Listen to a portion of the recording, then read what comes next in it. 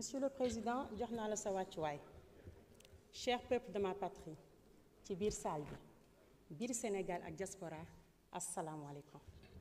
Monsieur le ministre ñu ngi lay encouragé comme ni ko sama naataango yëpp defee maa ngi présenté sama condoléance suñu honorable bi fi jóge muy Fatou Fanta Sall ak ki nga xamante ni mooy commandant Seck di ñaan yàlla suñu borom bi jéggal leen xaar leen jannatul firdawsi dooli xolu muñ seen njaboot. Un projet ambitieux et qui suscite espoir et confiance est acheté par les Sénégalais ñaari yoon ci atum 2024. Il n'attend donc une chose, être mise en œuvre. Pour cela, de profondes réformes judiciaires et administratives indispensables et urgentes sont nécessaires pour instaurer cet état de droit et donc accélérer la croissance économique de notre pays. may fàttali ni ñaari doomu penn naar yi ci bopp réew mi dañoo diggoon askan bi ni transparence ak bonne gouvernance mooy doon li nga xamante ne mooy seen base liggéeyukaay. Donc cette promesse de campagne qui nous engage également est devenue depuis un engagement n'attend donc que d'être traduite en actes te loolu soppi ay loi effacer ay loi tëggat ay loi yu bees moo ñuy mën a permettre loolu.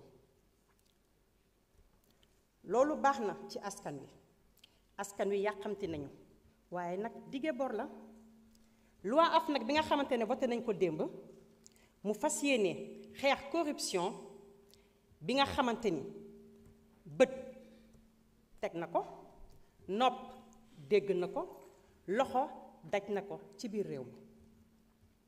Notre pays au-delà des conventions internationales bi nga xamante ni signé na ko pour la démocratie et la bonne gouvernance mu ñëw ci constitution en son article 25-3 mu ne tout citoyen a le devoir de défendre la patrie contre toute agression et contribuer à la lutte contre la corruption et la concussion.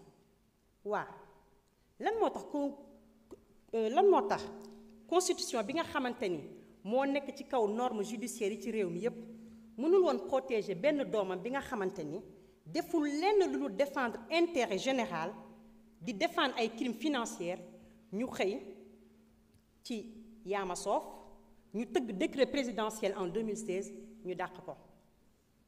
Donc loolu dafay témoigner la vulnérabilité de ces personnes yi nga xamante ni ñu ngi ci activité professionnelle di gis naka sa dul noonu ñu bëgg ko défendre mais mënuñu ko.